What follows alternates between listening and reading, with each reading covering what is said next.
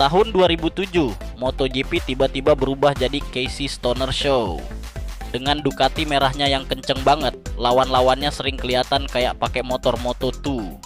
Valentino Rossi, Jorge Lorenzo, mereka hanya bisa berkata, "Bangke kenceng banget anjir."